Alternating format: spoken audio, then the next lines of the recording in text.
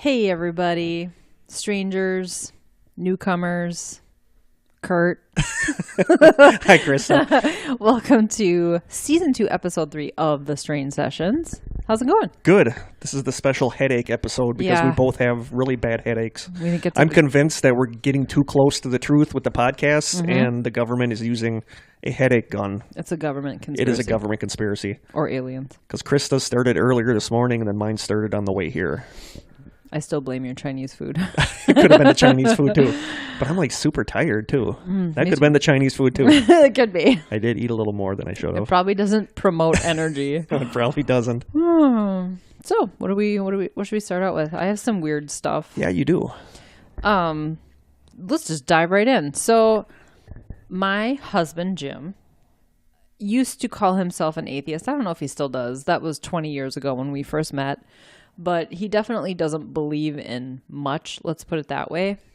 Over the years, after investigations, things I've told him, experiences I've had, he's always kind of been like the one who tries to rationalize it, you know? Yep. And I, of course, get offended. Like, do you think I'm lying or making it up or hallucinating? Well, like, of course, any normal person would. So last week, Monday, I came into the bedroom. And I'll have to tell you what I was actually thinking about. I was going to say, is this going to have to be an explicit? Are we going to have to mark this one we'll explicit? Have to bleep some stuff out. No. Well, I'll start with, I was actually in the bathroom. Joe and I did an investigation. Joe from Paranormal Palaver. We did an investigation on Saturday for a relative of his, basically like an in-law sort of. And Monday... So the Monday prior, I was getting ready for bed, brushing my teeth, and I was going through in my head, because whenever you start an investigation, typically you say some words like, hey, we're just here to communicate. Yeah. Blah, blah, blah. We're not here to hurt you. Don't possess us. You leave. Yeah, exactly. So I was actually going through that conversation in my head because it's been a while, you know. And when I got back to the bedroom after I was done brushing my teeth, my husband was in bed, just no shirt, you know, lying under the covers reading. And all of a sudden he goes, do I have a scratch on my back? And he pulled the covers down and there were like 6, and I can even post pictures. There were 6 really well-defined scratches. Like pretty long scratches. Really long. And for some reason they all start very evenly at the top and in a position that he could never really do that to himself. Unless he took like a garden, one of those little garden hose or whatever those are. 6 tines on it. 6. Yeah. And then there were some other lighter scratches going in like little bit different directions. And we have a dog and they like to roll around and wrestle. But they weren't doing it with him with his shirt on. Yeah, and he would have known that he would have remembered her scratching him. And he had been outside earlier and getting a ball out of the shrubs or something in our backyard. But my husband, when he's outside, he's a construction worker. He wears like 5 layers. Nothing is going to be scratching him like that through his shirt. And it was weird because that did look to me like a claw. Yeah. Like something clawed his back. Totally. And so he was really freaked out by this. And people who don't believe in this stuff, when something happens, it hits them hard. He, like, for the longest time, I walked around our apartment, or our house, I should say. I was looking for any kind of source. Did you bump into something? I looked at his shirt to make sure there was nothing in his shirt. I don't know what inside your shirt could do that. No, I don't either. But what's interesting about it is that you have talked about getting scratched in my before. old apartment. I've seen pictures. Yep. But typically, aren't they gone within like a day? Yeah, mine didn't last long, and mine were usually only 3. He had more than 3.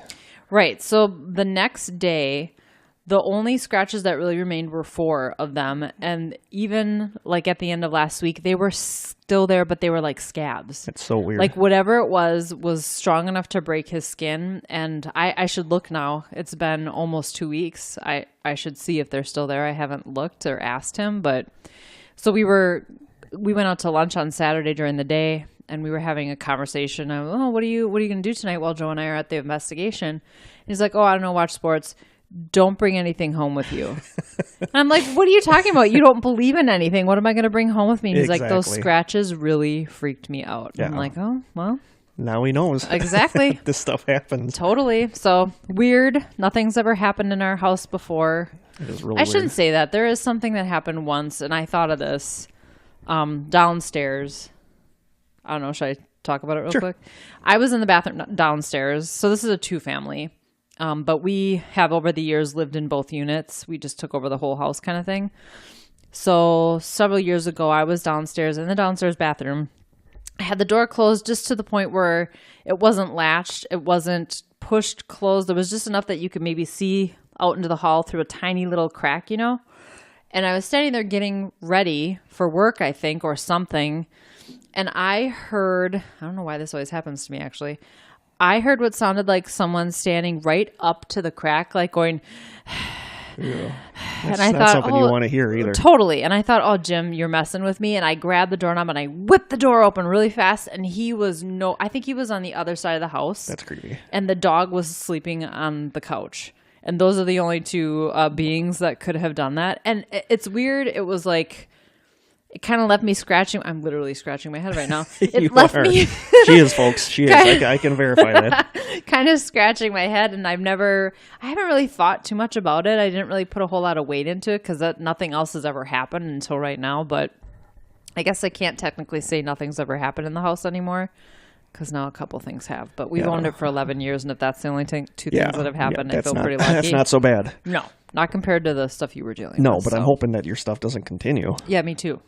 No scratches. No. So, yeah, that's my weird news. I don't really have any weird news. No. We have some shout-outs, though. Yeah. We do. We gave them a shout-out already, but we're giving another shout-out to our listeners and friends, Sophie and Adam. I don't know if you guys saw, we posted it. They sent us our first physical piece of fan mail. Very cool. Which was super cool. We got it here. We just took a picture with it, too. Yep, we brought it here to the studio. It's going to be hanging in the old school media studio. So thank you so much, guys. That literally made my day when I opened the mail and got that. Warmed my heart. So thank you very much. Yeah, that was awesome. We had a couple new additions to the Strangers group, so next time we'll give them a shout out. Totally. Yeah. What else do we have? Do we have anything else? I don't remember. No. We talked about a whole bunch of stuff on the way here. Yeah. What, we have housekeeping? Yeah. Okay. One of the things that we discussed was that we mentioned that our 5th episode was going to be a My Favorite Murder style episode, but Krista and I decided we're going to change that up. Yeah. Because Paranormal Palaver...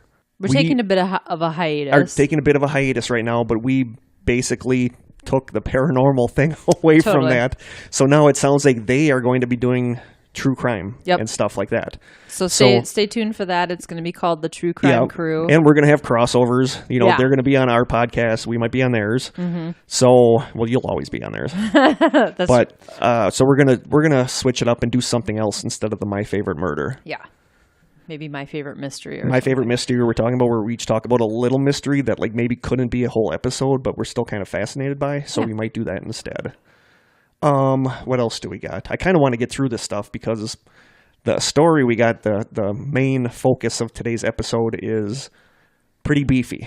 It is beefy. It is like a paranormal casserole. There's a lot. There's a lot of paranormal goulash. Nice. That should have been the name of a podcast. Paranormal goulash. Love it. Paranormal goulash. This one goes all over the place. It's this ranch, and then it's underground stuff. It's stuff in space. So gosh. Yeah, there's a lot of stuff in this. So we want to get through the rest of this stuff. I don't think we really have any other housekeeping other than that, but we do have a news story, which we posted in the group. This is and I think so Corey, crazy. I think my brother posted that too. He did, yeah. It is the story of the missing skier. Yeah. And this comes shortly after our Missing 411 sequel that we did. This is so bizarre. It is, but we'll discuss it after. Okay. But here's the story. Police are trying to piece together how a 49-year-old skier whose disappearance sparked a massive search on a snowy New York mountainside ended up 6 days later in California, confused and still in ski clothes. Including the goggles. Toronto firefighter Konstantinos Danny Filippidis. Wow. Yeah. Okay. Told investigators he doesn't know what happened after he was reported missing Wednesday, February 7th from Whiteface Mountain. He was part of a group of Toronto firefighters making their annual ski trip. His colleagues reported him missing at 4:30 p.m. when he did not return from his last run of the day. Police found his car, passport, and other identification cards still at the resort. The search ended 6 days later when he turned up in Sacramento, California, some 2,500 miles west of where he vanished from, still wearing his ski clothes, including his helmet and goggles. I just don't get that. How do you wander around California dressed like that? He had phoned his wife and called her by a nickname. She quickly recognized the voice and knew that it was him. They lost contact, and he contacted her again, and she kept him on the phone long enough and called 911 and wanted to get him help as soon as possible. He was like all disoriented too, right? Okay. He told deputies he didn't remember anything but thought that he suffered a head injury, rode in a big rig style truck, and slept a lot. Philippitis said he bought an iPhone to call his wife and told deputies that a truck dropped him off in downtown Sacramento and he got a haircut. Okay. So they're still trying to figure out exactly what happened.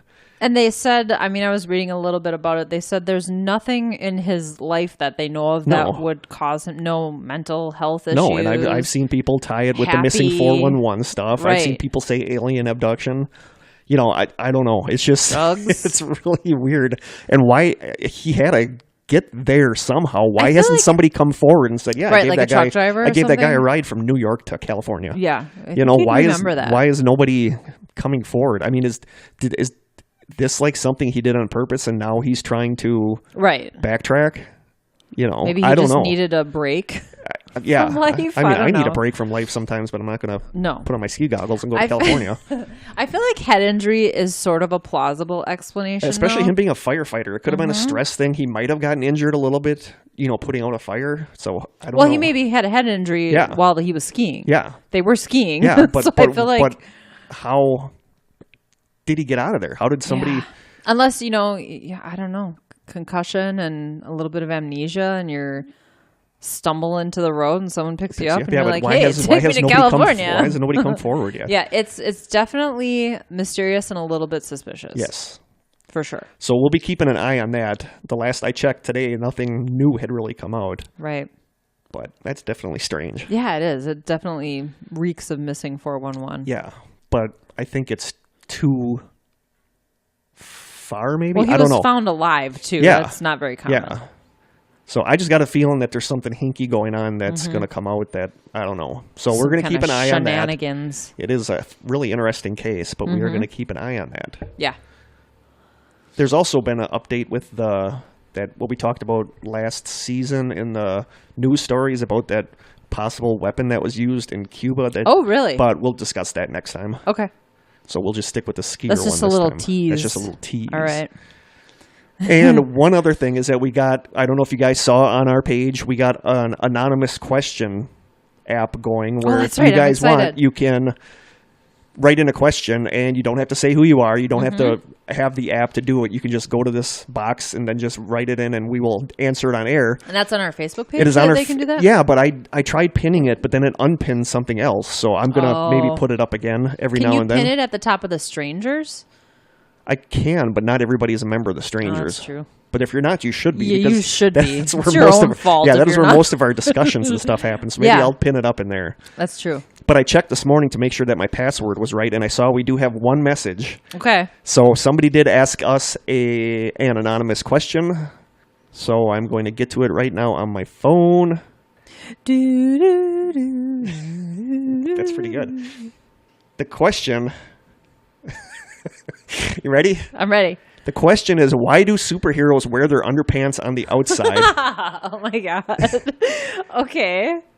Is this a joke? Is there a punchline? No. Oh, okay. That's it's true if you think about it. Oh, I'm picturing Superman right now. Any ideas? Well, something's got to hold the tights in. True. Wouldn't it be kind of weird if they had just tights on? It's not very... They're not ballet dancers. No. My idea is that maybe they're...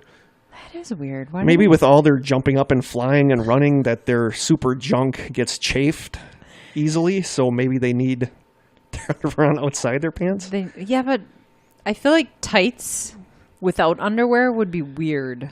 Yeah. Maybe they have... The thing is, if you think about it, a lot of their costumes are really colorful. And I think if you had just basic... blue pants or whatever, it would look dumb. And I think you have the color. It's a fashion choice. It's like a fashion thing. You have more color variety rather than one. I don't know. This is something that we're actually going to have to research. As a woman who's worn tights and nylons, my first thought is, okay, are they wearing underwear and then tights and then their superhero costume underwear over the top. That's possible. a lot of layers. There's though. a lot of layers. If they have to pee, what do they do? I don't know. Maybe superheroes don't have to pee. That would be my superpower. Not having to pee. Not having to pee. Not being able to burp is not your superpower. That's not my superpower. No. Some people came up to me and they're like, I didn't know you couldn't burp. That's a great question. I'm going to go with the fact that we'll research statement. that and we'll come back to you next time with an actual answer. Yeah. But my guess is that it's adding more color to different areas of their body. I think because otherwise, if he had just Superman, I don't even know what color his pants are. I think blue. But if he had like just blue pants straight up, it would be a little boring. And I think having this color in there breaks it up. So he's wearing like blue tights and has like red underwear? Yeah, the underwear that's over his tights are red, I think. I love that they wear tights.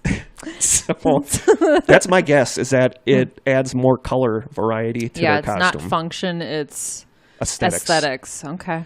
So we'll look into that. We'll answer that for next time. This is the kind of stuff I like. I like researching this stuff. This is interesting. So we will do that next time. I feel like they have an answer, and that's why they asked. Yeah. Anonymous person, if you have an answer, write it into the app, because I kind of want to know what your answer is. Me too. If not, we will research this and answer this next time. But good question. Yeah, very good question. Thank you, whoever you are, for asking that. Now I'm going to be thinking about that the rest of the night. I probably won't be able to sleep tonight. So thank you.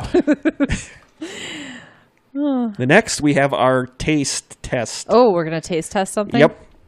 And it's not a beverage this time, It's not right? a beverage. It's a snack. And not all these are going to be super gross. The thing is that we want to try some different things. That we actually want to recommend to people. That we actually want to recommend to people. And I think this one has the potential to be good or has the potential to be really bad.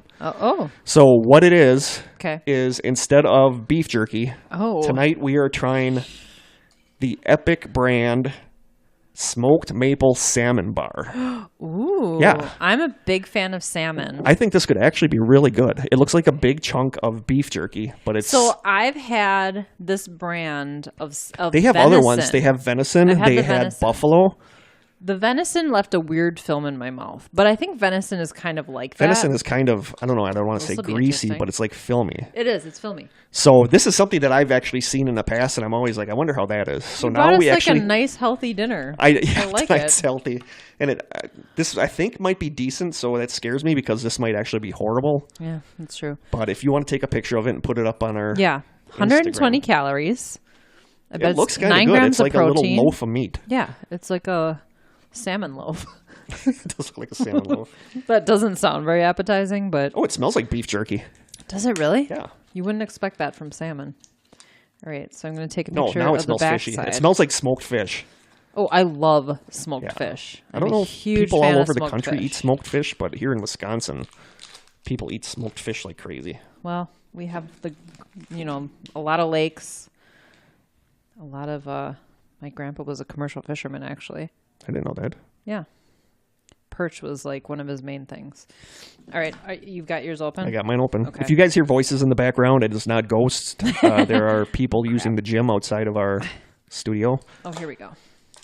It actually smells really good. Oh, it does smell good. Also smells a little bit like cat food. It does smell like cat food. Oh, it does smell smoked. Yeah. Okay, you ready? Ready? Go.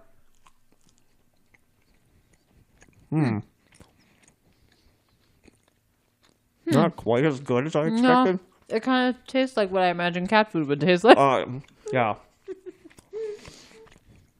Oh. Huh. Yeah, it's a little weird. No. I feel like it needs to be cold. Maybe it would taste better cold.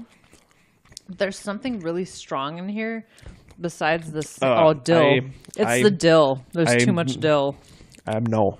Oh, it's got like a bad rotten fish aftertaste. It does, like being punched in the face by a dead fish. It was like $3. Punched in the face by a smoky dead fish. Well, no, I can't. So much for our healthy dinner. No, I can't. I can't even finish it. Oh, I'm sorry. I need to eat some nuts to get the taste out. No, now we got to mark explicit. Sorry. Oh, because I said nuts. Because you said nuts. Yeah, I don't like that at all. All right. We will not be recommending this to anyone. I mean, unless you really like fish. I love fish though. Like I'm a big fish eater.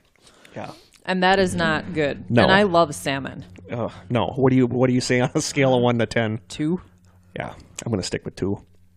I mean, I feel like make it in pill form and I'll swallow it with some water. Maybe if somebody really liked fish, they would like this. But that's somebody. I really like that fish. Somebody is not me. Oh, maybe if someone really likes cat food, that tastes just more. They would like this. No. Oh, no. Nope. This is. I'm sure their other bars are very good.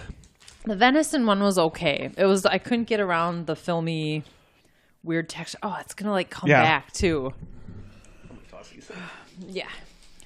Into the garbage. All right, guys. This is a no-go. Sorry, Epic. Good call. Maybe we'll just leave those on the table for Jeff and Joe. They can enjoy that. Oh, want a piece of gum? Yes, got gum. I do. Okay. Oh, I expected that to be way better It's than like that. coming back up through my nose. It's like, yeah. Oh, that's not good. That's not good. All right. No. All right. Sorry, guys. This is captivating podcasting. Captivating audio. Oh, that's better. Okay. The first bite, it was the first. It was like, maybe this isn't so bad, but then the more you chewed it, There's a lot of dill. there's a lot of this fish. And like not good fish. I love smoked salmon. It's like I buy smoked salmon all the time. All right, now we are ready to dive into the main story, which is going to be Skinwalker Ranch. And like I said, this is meaty. So grab a sandwich, grab a drink. This one goes all over the place. Don't grab an Epic smoked salmon bar. No. Joe, stay tuned for theory number 3 because that's going to be right up your alley. Oh, sweet. All right. So here we go. Skinwalker Ranch. Skinwalker Ranch, also known as Sherman Ranch, is a property located a little less than a mile southeast of Ballard, Utah, located in the Uinta Basin of northeastern Utah and surrounded on 3 sides by mountains and cliffs. Sounds nice. Yeah, it sounds like, you and Jim are looking for like a ranch-style place. This would be right up your alley. Totally. By most accounts, the area known as Skinwalker Ranch was settled by a family named Myers in 1905. They put up a small homestead of a few buildings on the property's northwest corner at the foot of a ridge and at the edge of the fields. The original homestead was abandoned after the Myers moved to a home on the eastern side of the ranch. Although the Myers family didn't officially report any strange occurrences, neighbors at the time are said to have experienced many strange happenings. Okay. In 1951, a local science teacher named Junior Hicks and the students of his elementary class saw what looked like a large object cross the sky during broad daylight. Junior recognized that something strange was going on around the basin and began documenting the unusual accounts, which resulted in a record of over 400 different paranormal events in the area of Skinwalker Ranch. Wow. Some dating back more than 5 decades. But the owners never reported anything strange? No. That's odd. Hicks wrote, quote, "The UFO activity really started getting intense in the early 50s. There were cases where the whole school and all the teachers saw these things hovering over the town in broad daylight. In the 60s and 70s, we probably had more UFO sightings than any place in the world." Wow. Yeah. Okay. Along with the sightings by the locals, Hicks began to look into Native American lore surrounding the area after finding out that the local Ute tribe refused to enter the ranch property. He discovered that the Utes, who had lived in the area for thousands of years, believed the land to be cursed and plagued with mythical, non-human, shape-shifting creatures called skinwalkers. The Ute Indians referred to the 400-acre plot of land as the Path of the Skinwalker. That's what I'm most familiar with about it is the shapeshifters. Yeah. That's what I've heard and read the most about. By definition, a skinwalker is a shaman or witch, usually of Native American origin, who uses magic to transform into an animal of their choosing. They are able to kill an animal, wear its pelt for a while, and then are able to change into that animal at will, hence the name skinwalker. I didn't know that. No. Going into this, that was actually... Like a Native American Yeah, like thing. a Native... Yeah. In the Navajo culture, skinwalkers can assume different forms based on their need. If they want to fly, they can be a bird, then transform into a wolf when they reach their destination. Due to their inhuman bursts of speed, they are nearly impossible to catch and difficult to kill. Somewhere along the way, the word skinwalker has also become used to describe evil, otherworldly creatures that have the ability to transform themselves into other forms. These skinwalkers, when in human form, are often described as lurkers, standing motionless outside windows or approaching people on lonely highways. That's creepy. They can read minds to know what scares people and then use that information to instill fear and control their victims. Some people say that discussing them out loud can attract their attention. Oh, good. Yeah, so it's good that we're talking about this. Yeah. We're surrounded by windows and forests. Fields. So, yeah. I mean, that's the whole that they know what scares people most. That kind of gets into Black-Eyed Kids. I was totally thinking that. I wonder if Black-Eyed Kids are skinwalkers. That's what it they share a lot of the same similarities. That's crazy, actually. I've never made that connection before. Yeah, that was one of the first things I thought of was, people say when they see Black-Eyed Kids that overwhelming fear. They just this feeling of overwhelming fear. And all they do is stand there. Yeah. Yeah, that's all they're able to do is just scared. Wow, interesting. So, yeah. Oh, boy, that fish taste. Yeah. Time for... It just keeps coming back. After one bite. One bite. No good. All right. The Utes, described by historians as a fierce and warlike people, were usually aligned with the Navajo against common enemies during the 1800s. But when the Utes first acquired horses from the Spanish, they embraced the Spanish example of engaging in the slave trade. They reportedly abducted Navajos and other Indians and sold them in New Mexico slave markets. Later, during the American Civil War, some Ute groups took orders from Kit Carson in a military campaign against the Navajo. According to Hicks, the Utes believed that the Navajo placed a curse on their tribe in retribution for these many perceived transgressions, and ever since that time, the Skinwalker has plagued the land of the Ute people. So yeah, there's a lot of, if you guys really want to get into this, there's a lot of really fascinating stuff about the Indian beliefs as far as Skinwalkers go. Yeah. We're really only touching on the topic of all this stuff today. I really want to have a follow-up episode about this at some point because there's so much stuff in here. Okay. So some of these guys that go on podcasts and discuss this stuff, when we get our Skype up and running good, I would really like to have somebody knowledgeable about this and interview with them. Yeah, that'd be amazing. Because I'm really fascinated. This is missing 411 level fascination stuff for me after reading about the Skinwalker Ranch. Okay. Well, I'm prepared to be fascinated. All right. Back to the ranch. From the late 70s to early 1990s, not much is known about the ranch nor its owners, except that it sat inexplicably vacant for many of those years.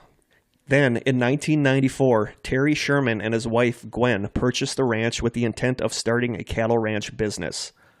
The land had been seemingly abandoned by the previous owners, and the couple were curious as to why such prime property was not being used. One of the first things that they noticed upon visiting the ranch was at some point the previous owners had put deadbolts on almost all of the windows and doors inside the house, including the kitchen cabinets. Even stranger, many doors, including all of the closets, had deadbolts on both sides.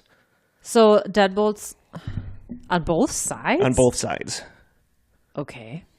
Yeah, the closets had the deadbolts, you can either so lock you could something put something in there or lock something out. Yeah, but it was on the kitchen cabinets. Everything was deadbolted. Okay. They also discovered that at both ends of the house, they found huge iron stakes that were driven into the ground, and large, heavy chains had been tied to the stakes, much heavier chains than would be needed for a dog. More like for a werewolf? Exactly. Okay. On the first day that the Shermans moved their things onto the property, they noticed an extremely large wolf in a nearby pasture watching them. The wolf slowly and cautiously made its way across the field and, to the surprise of everyone, came up to the family like a long-lost pet, even letting the family members pet it. After a few minutes... Are they sure it was a wolf? Yeah. Okay. Yeah, it was a wolf.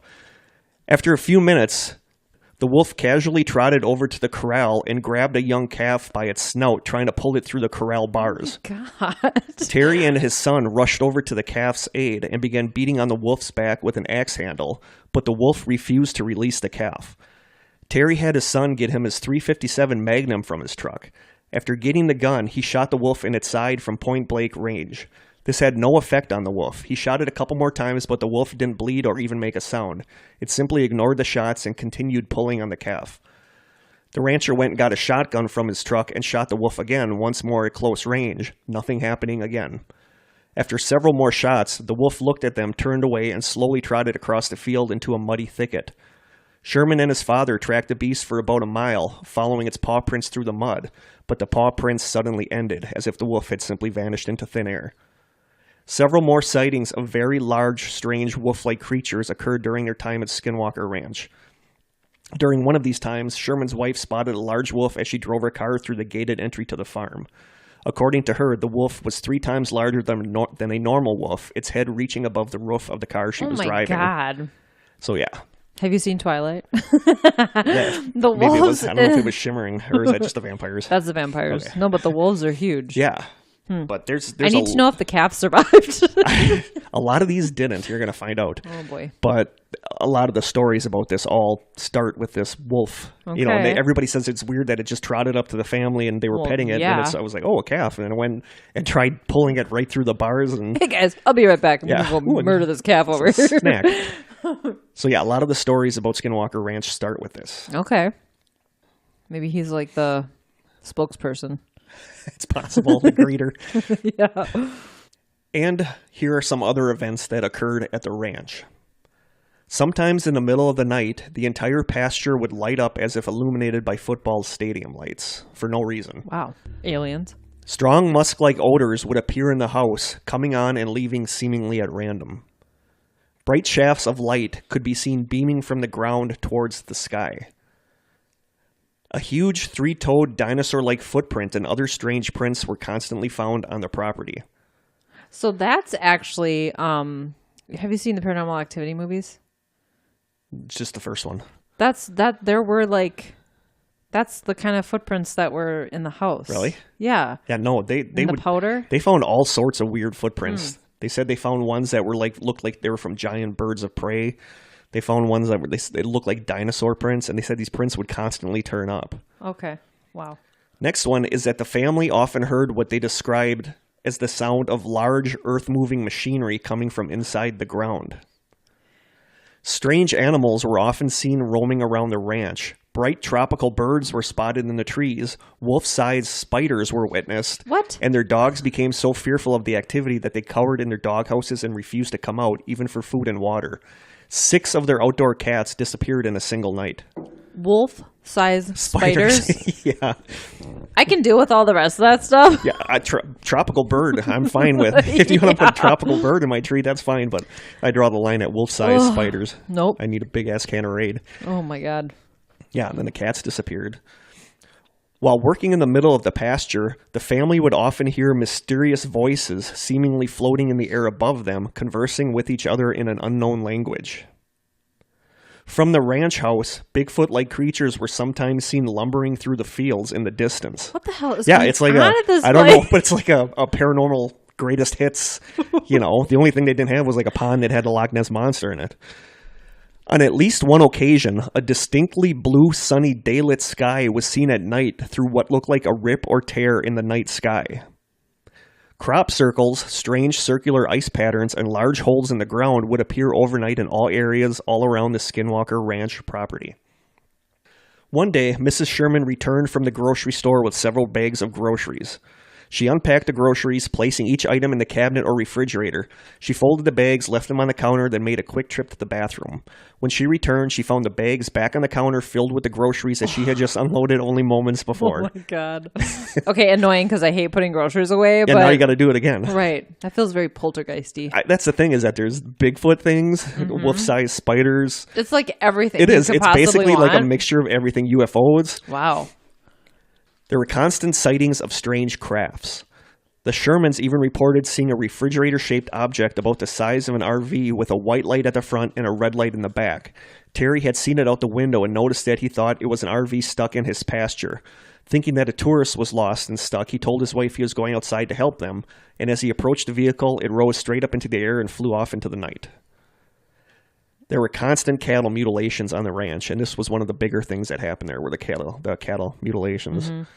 Where a typical rancher might lose 1% of his herd in a bad year, Terry Sherman had already lost 20% of his herd in just 20 months. Some had their genital areas mutilated, while others had its eyes completely removed, as if done surgically. Well, isn't that common with a lot of it? Yeah, a lot very of. surgical. We're gonna probably end up having a episode at some point about just cattle on cattle mutilations. mutilation. Yeah. One day, as the Shermans were driving off the property to run errands in town, Sherman commented about his 4 bulls out loud, saying that, quote, they would sure be in big trouble if they ever lost one of those bulls. When they returned from town, all 4 bulls were missing. They searched the grounds, finding nothing. As a last resort, Terry checked the small cattle trailer that was near the fence and was shocked to find the 4 bulls tightly locked inside. The trailer was still locked with wire wrapped tightly around the clasp, and thick cobwebs bracketed the edges of the doorway. It's almost like something was trying to protect them. Whatever had moved the cattle into the trailer had seemingly done so without using the door. Terry knew that it would have been nearly impossible to coach even one of the large, aggressive bulls into the small container, much less 4 of the beasts. So see, there's a lot of... That's weird. There's a lot of weird things at this ranch. The family started seeing faces peering into the windows and then started seeing the same figure standing at the foot of their beds at night. Nope. The family found it difficult to sleep at night. Well, yeah. Really? Surprisingly. They found it surprisingly difficult to sleep at night. When they did manage to grab a few hours of sleep, they were plagued by violent nightmares, often discovering the next day that different family members had experienced the same dreams during the night. The family all started sleeping on the floor in the front room, hoping for safety in numbers. When you got to start doing that, it's time to move. Time to sell the ranch. Time to look at Realtor.com. The old ranch, yep. Go find someplace else. I feel like the wolf-sized spiders would have done it. Yeah. Okay. That's what I would have thought. You know what? I'm out. And when my 6 cats disappeared, probably eaten by the wolf-sized spiders. Totally. One of the most common occurrences on the ranch was the witnessing of strange flying orbs seen around the property. The orbs were seen in varying sizes and colors. In 1995 and 1996, the Shermans and other guests on the property reported 12 separate incidents where large orange circles were seen flying over the trees at the center homestead. Terry Sherman claims that holes occasionally opened up in the orange sphere and that other smaller spheres would fly out. A neighboring rancher confirmed the sightings, telling a reporter of his own encounters with what he called, quote, a flying orange basketball. The orbs of light seemed interested in the cattle, often hovering over their heads. Blue orbs were also witnessed on the property, and unlike the orange orbs, the blue orbs were considered extremely dangerous. Again, about basketball size, the objects skirted around the property, making quick, precise turns. One evening in May of 1996, Sherman was outside with 3 of his cattle dogs when he noticed a blue orb darting around in the field near the house. Sherman urged his dogs to go after the blue ball. The dogs chased and snapped at the orb, but the orb dodged and maneuvered enough to stay just beyond the reach of the snapping jaws. The ball led the dogs out across the pasture and into the thick brush that borders the field. I don't like it. You're not going to like it.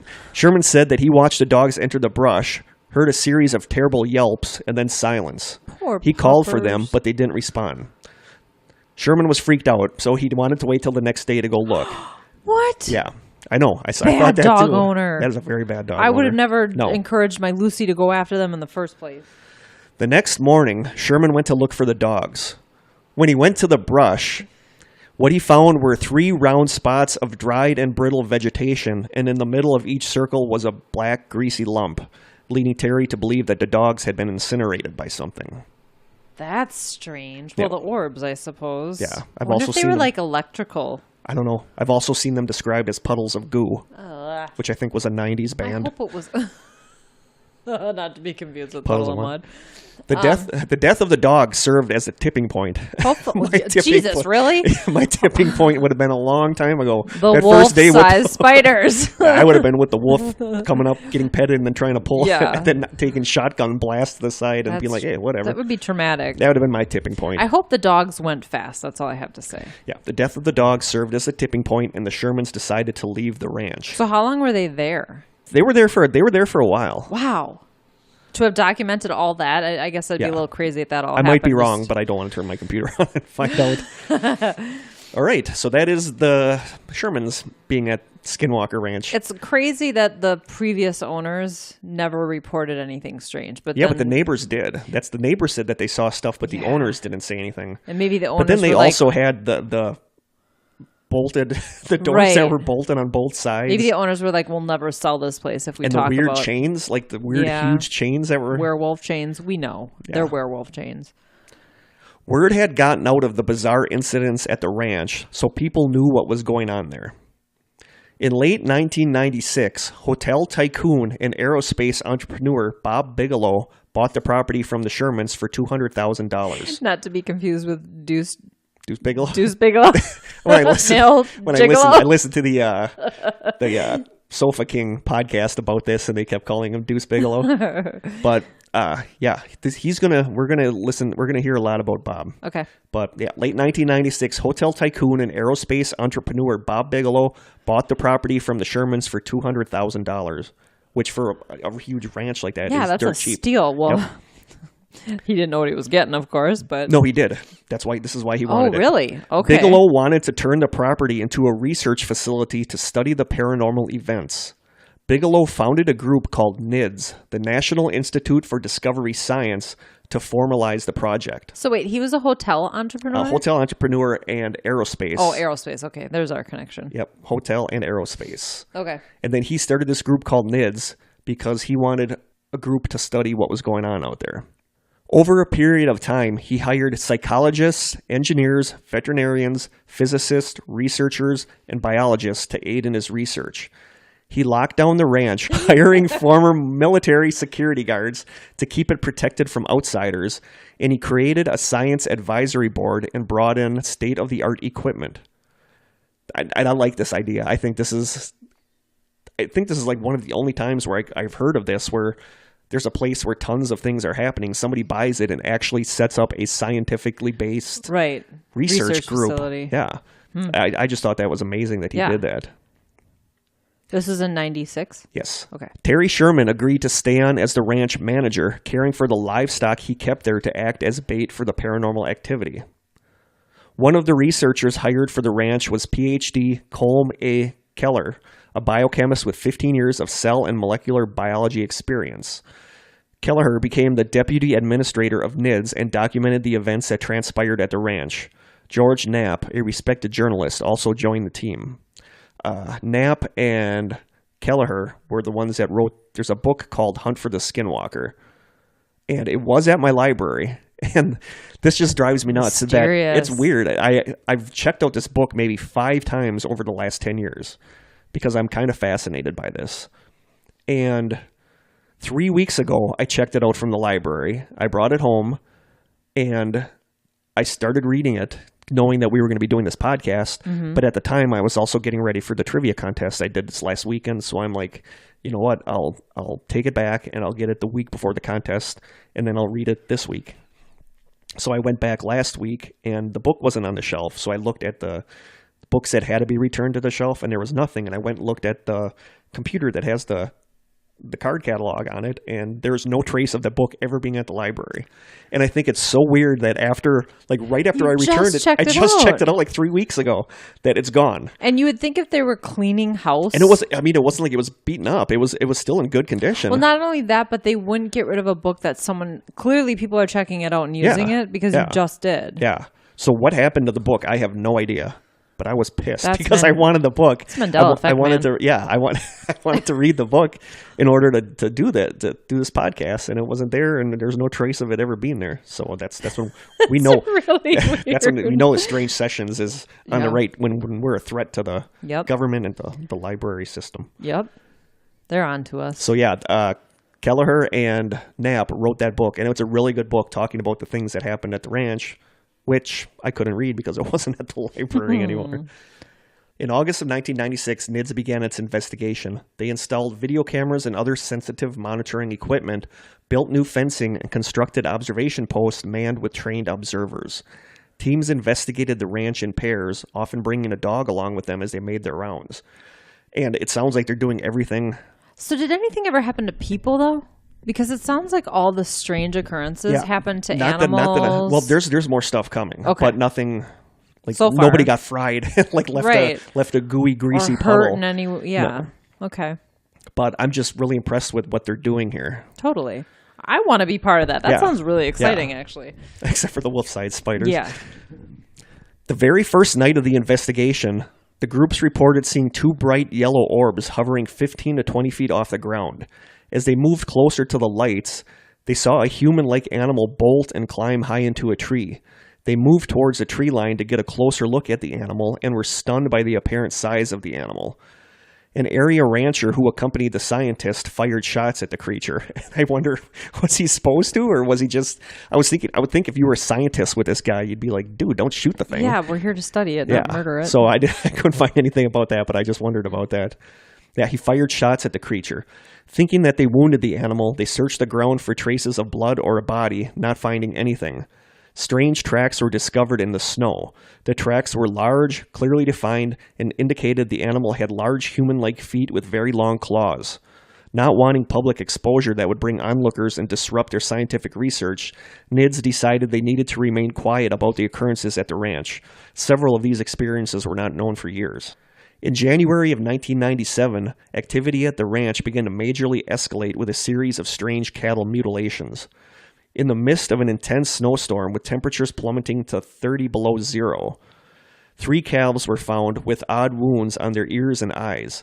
2 of them had circular spots cut out of their eyelids, while the third calf's ears had been shredded as if cut with scissors. Were they alive? No.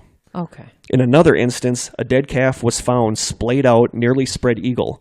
One of its legs had been brutally yanked off from the knee socket and was placed away from the body as though it was staged. All of the calf's internal organs were missing and the body was entirely drained of blood. There wasn't so much as a drop of blood on or around the body. The calf had a yellow identification tag on its missing ear, and even though the entire ranch was searched, the tag was never found. Poor baby cows. The veterinarian called to inspect them found the injuries to be strange. Yeah, no kidding. Really? No shit, Sherlock. Especially considering they occurred both during the midst of a major snowstorm, and rather than the wounds having a jagged tear or bite marks from a predator, they appeared to have been created by a very sharp metallic blade or a laser cutting tool. They deduced that the dismemberment would have taken quite some time to complete, which was baffling to the scientists because on at least one occasion, the cow was seen alive moments earlier and the researchers never left within 300 yards of the animal. They were also astounded that 40% of the body mass of the mutilated animals could be removed without leaving a single trace of blood on the ground. Yeah, that's strange. They apparently didn't hear anything either. No. But they'd be finding these all the time. You think a calf would be screaming if something You were... would think. But I thought it was weird that... Because if it would have been a wolf or something that attacked it, it would have had jagged bite marks. It would not have looked like it was sheared off by a knife. And it would try to eat it, you know. The scientists also began to notice that there were very strange magnetic anomalies and fluctuations that seemed to appear randomly around the ranch. They also noticed that when the researchers saw a high reading, the cows and dogs were often reacting as though they were seeing something the humans couldn't detect. Strange things continually happened, including padlocks constantly disappearing, gates seemingly closing and opening on their own, strange aircraft, balls of light floating above the ground, poltergeist activity in and around the property, cattle mutilations, and brief sightings of what appeared to be humanoid-like creatures roaming the ranch. It's like a crazy vortex of like... Yeah, that's exactly what it is. That's one of the theories about it. It's like the encyclopedia... gathering of all paranormal activity. In one of the most bizarre occurrences, the NIDS team was observing the ranch from atop a bluff that was on the perimeter of the ranch. They noticed a faint yellow light appear in the distance. One of the researchers grabbed a pair of binoculars and watched as the yellow light continuously grew larger. As the researcher watched, a large black faceless humanoid form seemed to step out of the light and walked off into the darkness. The yellow light then slowly faded until it was gone. They spent the rest of the night and most of the next day searching for footprints or the sign of the creature, but finding nothing. So it's weird. I mean, that's exactly what it sounds like. It's like some kind of weird portal. Well, and it sounds like something is invisible and can roam around. Yeah. Inside the house. When you research the Skinwalker Ranch, you're going to see this one too a lot with the creature stepping out of the portal, the ball of light. By 2002, paranormal activity at the Skinwalker Ranch had begun to decline, and by year's end reached the point where the National Institute for Science Discovery decided it was no longer financially feasible to keep a full-time crew of researchers on the premises. Scientists continued making occasional visits and recording incidents, but the group was basically disbanded in 2004. Things stayed quiet at the ranch until it came out in 2016 that the ranch was bought by a company called Adamantium Holdings. There seems to be a lot of speculation whether or not Bigelow is involved with Adamantium Holdings on the ranch. Currently tied up with legal situations of blocking off the roads due to constant trespassers. They've kind of had their hands full because people are going there like crazy, and people now are starting to get, at first they were kind of like, just get off the property, and now if you step on the property, it's like Area 51. Yeah, now if you step on the property, you're thrown in jail. Who's that guy from Blink-182? Tom DeLonge? Maybe he bought it. He came up in here, but I didn't include him in this thing. Okay. Yeah. But yeah, a company called Adamantium Holdings now owns, but people are trying to figure out if this Bob Bigelow, is still involved with it or not. All in all, there were over 600 anomalous incidents gathered on Skinwalker Ranch property from 1994 to 2016. And that's a lot of weird things. That's like a paranormal investigator's dream. Yep. Or nightmare. When asked about the study, one of the NIDS researchers was quoted as saying, quote, "It isn't as simple as saying that it's ETs or flying saucers doing it. It's some kind of consciousness, but it's always something new and different, something non-repeatable. It's reactive to people and equipment, and we set up the ranch to be a proving ground for the scientific method, but science doesn't seem amenable to the solution of these kinds of problems." Well, it seems like such a variety of different things. How could it just be one thing? Yeah. Yeah, I mean, it's like everything. Like I said, the only thing that's missing is like the Loch Ness Monster. They got Bigfoots. They have the spiders. They have the orbs. They have the UFOs. They have the ghosts, the poltergeist stuff. Yeah. So it's just crazy. In a 2017 interview on 60 Minutes, Bigelow was interviewed, and he said the following. On 60 Minutes? Yeah. How did I miss this? I don't know. The reporter asked, "Do you believe in aliens?" Bigelow answered, "I'm absolutely convinced. That's all there is to it." Interview said, "Do you believe that UFOs have come to Earth?" Bigelow answered, "There has been and is an existing presence, an ET presence. And I spent millions and millions and millions. I probably spent more as an individual than anybody else in the United States has ever spent on this subject." Interview said, "Is it risky for you to say that in public, that you believe UFOs and aliens exist?" He said, "I don't give a damn. I don't care." Interview said, "You don't worry that some people will say, 'Did you hear that guy? He sounds like he's nuts.'" He said, "I don't care." And the interview said, "Why not?" And he said, "It's not going to make a difference. It's not going to change reality." Interviewer said, "Do you imagine that in our space travels we will encounter other forms of intelligent life?" Bigelow said, "You don't even have to go anywhere." And the interviewer said, "You can find it here? Where exactly?" And Bigelow said, "It's just like right under people's noses." Oh my gosh, wow. So yeah. I wonder if I could find that on YouTube or something. I'd like to see that. You can, because I found clips of it. I didn't watch it. But I mean, this Bigelow guy is like a multi-millionaire. Yeah. But we're going to get into him a little more. Okay. So that's what happened. The gist? That's the gist of Skinwalker Ranch. In a nutshell? Yeah. Right now, the road that basically goes to Skinwalker Ranch is a public road, but they have it barricaded off so people can't use it. And that's pissing off some of the neighbors. So that's kind of turned into a big thing right now. And they've been constantly throwing people into jail that trespass. Joe posted that the other podcast about this that had a lot of stories. There was a story from somebody from Wisconsin about what they've seen in that area. Really? Yeah, but I kind of want to hold off on all that stuff until we do another episode or interview somebody. I'd really like to interview somebody that knows more about this because I'm like really fascinated by this whole thing. Yeah, it's crazy. Just the amount of activity and the level of the activity is like nothing I've ever heard. Like insane. It's like, if this is true. Right, if it's true. There's a lot of accounts of people seeing this stuff. Well, and they had an entire scientific research facility there. Yep. I would love to see if they have actual video footage of things like that. Yeah, if they do, I doubt we would get to see it. Probably not. So now we get to the theories. Okay. There's 3 basic theories. Theory number 1, nothing happened. It was just an urban legend that got blown out of proportion. What do you think? I don't know. I don't think so. I think with the neighbors reporting activity. Part of me thinks so, because in these accounts that I read, there were a lot of different, because like when the first wolf came up that got petted and they first attacked it, some accounts said they used an axe handle. Some accounts said they used a stick. Oh. Some accounts said they used a baseball bat. Yeah, it was when you get discrepancies it was all like different. It was all discrepancies. Okay. A lot of them followed the same basic storyline, but there was a lot of different, a lot of different things. And it just, I believe in this stuff, but this seems kind of like a little. It's a lot. It seems like a lot.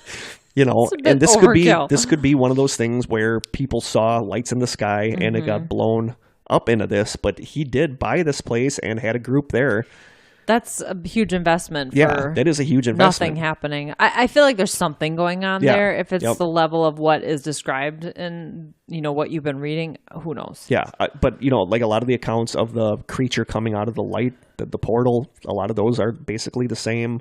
It's in that book, but I had a hard time finding who was there as far as researchers. Oh.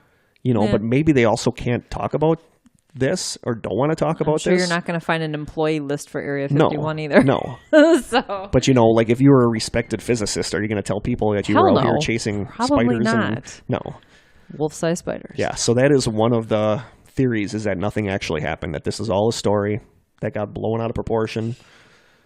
So that's... I feel like that's not true. Like nothing happened. Yeah. I feel like that's not true. Something had to have started this. Theory number 2, the ranch is a hotbed of unexplained paranormal phenomena.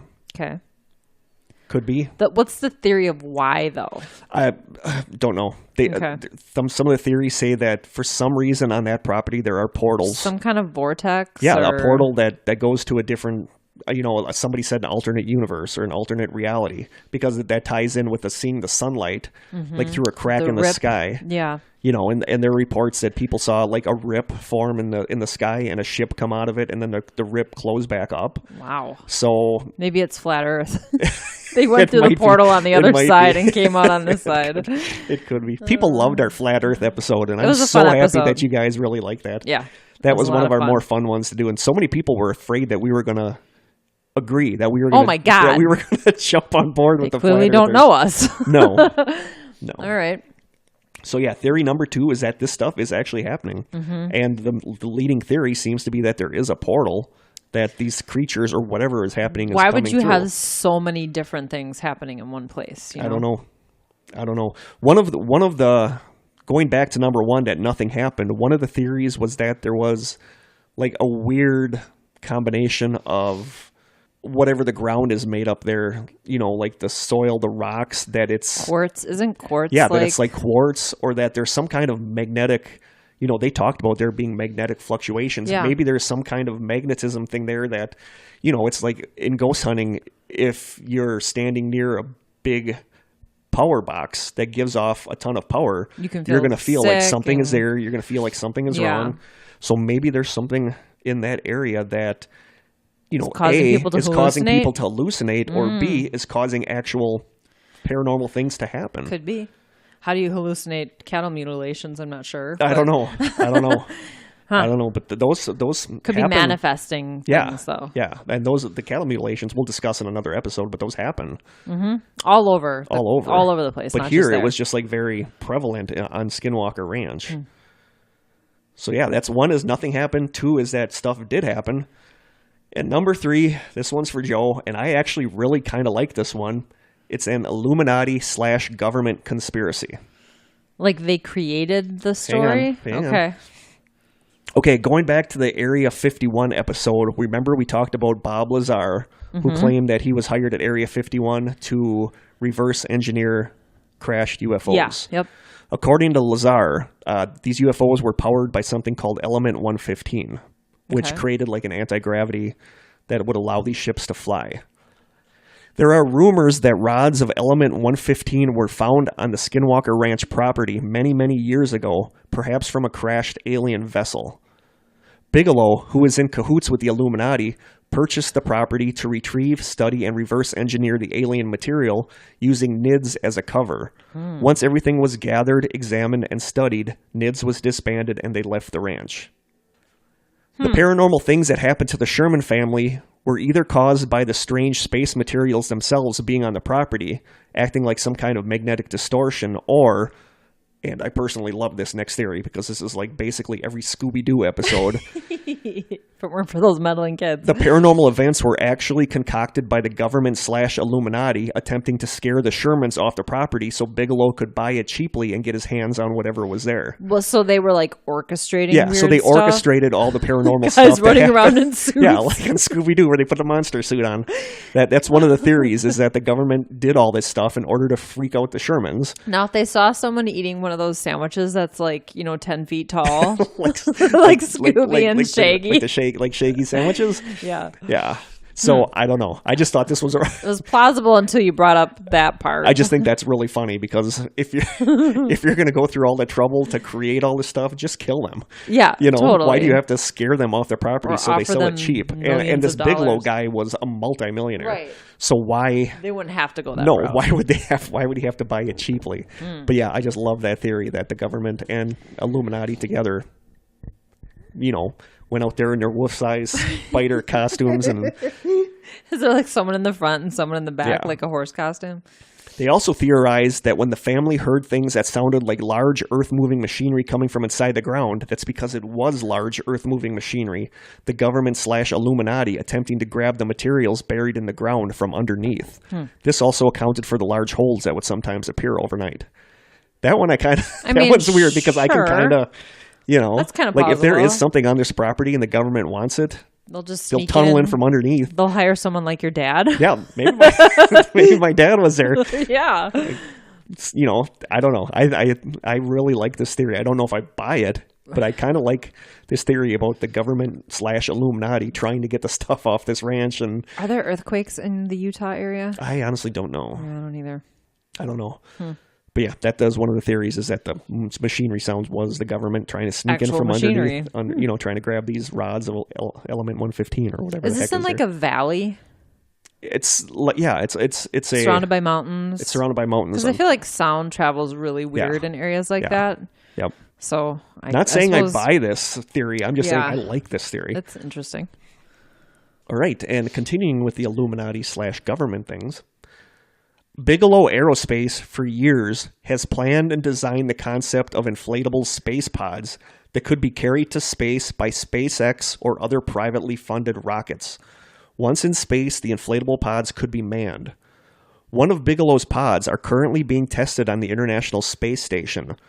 Bigelow Expandable Activity Modules, or BEAMs, have been attached to the International Space Station since 2016. Beam has proven that Bigelow's inflatable pod technology not only works, but also holds up well against the space environment. Now, just 2 days ago, Bigelow announced the formation of another company called Bigelow Space Operations. Basically, Bigelow Aerospace will build the pods and work on the means to get the pods into space, while Bigelow Space Operations will control the manning and operation of the pods after they are launched. Yeah. I'm not sure I want to trust my life to an It's inflatable inflatable. pod Yeah. in space. Yeah, but they said Imagine on the view of the like they flat said- Earth you could see from there, though. Like they said on the Sofa King podcast, they're assuming that it's more technical than a Dora the Explorer bouncy house they sent up there. Right. I hope so. 2 pods are expected to be sent into space in 2021 on United Space Alliance rockets. The United Space Alliance is a joint venture of Lockheed Martin Space Systems and Boeing Defense, Space, and Security. These 2 will be called B330-1 and B330-2. Once they are in orbit, they will be linked together to form a giant space complex. This is the first step in a plan to one day market, deploy, and maintain what Bigelow calls the Olympus, an inflatable space hotel 2.4 times the volume of the International Space Station that will both serve as a research station and as a hotel, allowing people to pay millions of dollars to be able to visit it. Wow. Now, some conspiracy theorists believe that this has been the end goal of the Illuminati all along. The general population on the Earth will be wiped out either by an upcoming war, a major disaster, or wiped out by the Illuminati itself, while the Illuminati remains safely above the space hotel.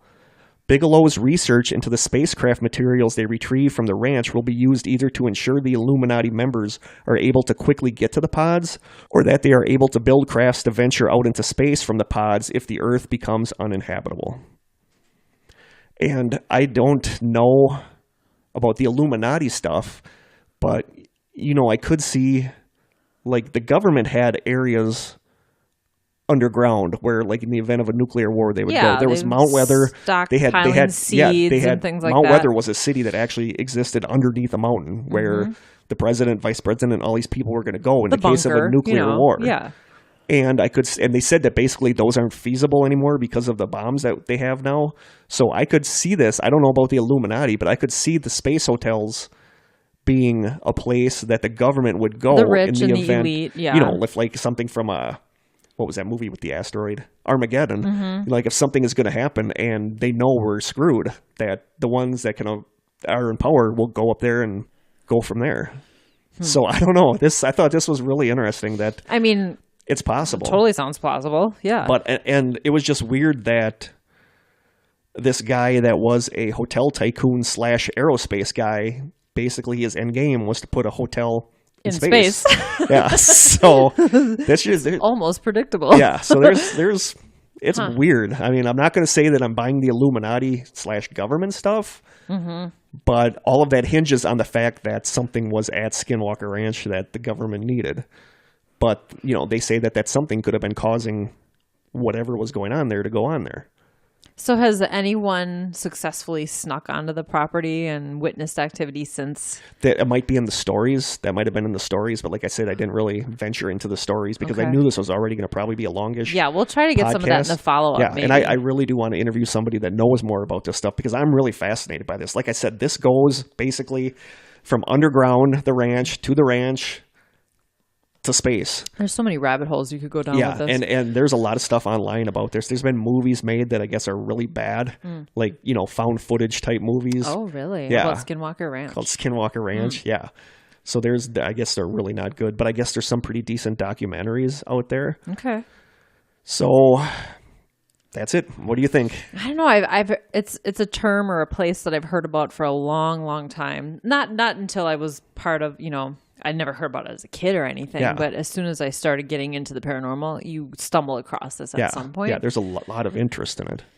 And I definitely had heard a lot about like shapeshifters and the cattle mutilations, but I didn't know that there was all this other stuff reportedly going on there too. Stuff. I mean, it's like anything. I'm someone who kind of wants to see it with my own eyes, but I don't want to go there because I feel like I would be more comfortable saying that there was stuff going on there if I could find out more about NIDS. Like if I could find out who was all there, because basically all I can see is that they put together this big group of people, and other than those two, that George Knapp and the other guy, it might have been in the book that I'm unable to find from the library anymore.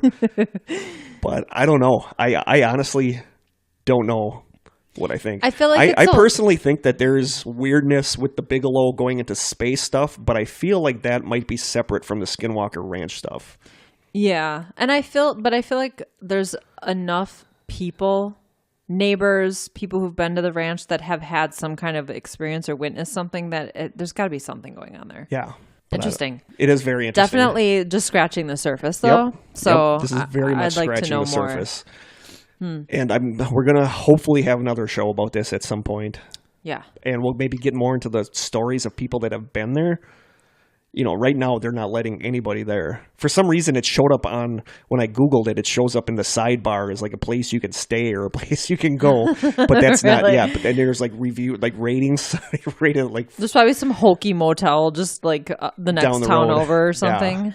But a lot of people in that area, that entire area outside the ranch, have seen, wolf-like creatures. They've seen UFOs. So I don't know. I mean, if there was a portal bringing some of this stuff through, where is this stuff? Right. How come there's not more? Maybe it goes back through. Maybe there's, it could. But you would think there'd be more dead wolf things and wolf-sized spiders. Right. And I suppose this is probably hundreds of acres, right? I mean, if some of these things are of natural, they're not natural, but, something of flesh and blood and bone, at some point they would just die and disintegrate and be undetectable. But if they're coming in through a portal, it'd be just as easy to go back out and disappear. It's a 480-acre ranch. That's huge. Yeah, so it's a huge ranch. And there's a lot of... for $200,000. Well, yeah, the family wanted to get out of there. Once the dogs got zapped, he was, get 10 acres for that around here. Yeah. But, you'd sell it dirt cheap too Probably. Some people leave and never sell it because they can't. They just get out of there. They're lucky they got money for it, I guess. But there's just so much that doesn't, why was there poltergeist activity? Why did the groceries go back into the bag? Why did they see somebody standing at the foot of their bed looking at them? The poltergeist activity could be explained if the shapeshifters can be invisible. Yeah. Then it's not necessarily a poltergeist. It's just something you can't see. But it also feels crazy to talk about the possibility of shapeshifters being invisible. 100%. So, I don't know. the end of the story, I don't know what to think. I Right. think, It I is think a lot there's of something, stuff. I think there's something weird going on with Bigelow with the space stuff. Yeah. But there might not be. I mean, the guy, when you see like that 60 Minutes interview, there's a lot of people that said he's obviously bat poop insane, but he's got a ton of money. And what was interesting, I thought, was that his grandparents, I believe, saw a UFO in their life, and that got him into this. And when he was young, he said, I'm going to be rich one day, and I'm going to look into this stuff. And he basically did that. He basically went from nothing to accumulating all this money and then doing this. Wow. And the space pod thing, I think, I think it's kind of neat. I think it's neat that this could be, that The future. they're bypassing the government stuff and that it's going up on private rockets and all that. And from what it sounds like, these things actually really work. Yeah. And if they're going to have a hotel up there, I'll be damned if I'd go visit it. I want nothing to do with that. No, I'm good. But yeah, Pretty happy down here. yeah, me too. I don't like Unless heights. there's like an Armageddon type situation with an asteroid coming, then I guess I'll go. Sure. But we'll see when that happens. I'm not sure I can buy my way into that though. No, I got like a couple bucks. Maybe this guy wants to sponsor us. Maybe. Maybe he'll listen and Maybe. decide to throw us a bone. Bob Bigelow, get in touch with us, buddy. Yeah. We could use some money. So yeah, that's Interesting. That's Skinwalker Ranch. Skinwalker Ranch. With a name like that, there's got to be some crazy stuff going on there. Yeah. So what do you guys think? What do you guys think is going on at Skinwalker Ranch? Yeah. Do you think it's legit? Do you think that it's just basically a urban legend? And that's the tough part. It's like there's so many things happening there that I'm not sure I even believe in the first place. Yeah. So Exactly. I don't know. I mean, you have so many things going on there, and it's wolf-sized spiders. this That's all I company, gotta say. this research team was investigating it. Where's the evidence of the stuff they found? Yeah. There's a lot of accounts of things they found, but if they had all these cameras, and Yeah, all I this want to stuff, see some evidence. Where's the footage? So yeah, until we get that stuff, it's a really interesting story. Yeah. But I think something is going on there, but I feel like it's not going on to the extent that it's claimed to be going on. Right. Well, stay tuned. Yeah, we will touch revisit on this. it. We'll revisit this at some future point. Let us know what you think. Let us know if you like the episode. It probably wasn't as funny as the Flat Earth one.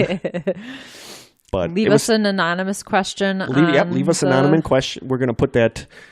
I'll put that link into the strangers group so you can just let us know. You can ask us about superhero underwear, anything you want. I'm curious to know what you guys think. Yeah. Why do superheroes wear their underwear on the outside of their clothes? We're going to look into that for the next. Yeah. It won't be the subject of the next one, but we'll answer it. We will It'd be answer hard it to in the next dedicate one. a whole episode to that, but you never know. But we'll touch on it. So let us know what you think. Get to us with any comments, questions, anything. And until next time, stay strange.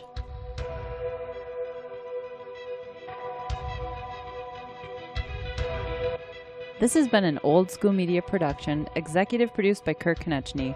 For more information and content, please visit strangesessions.com.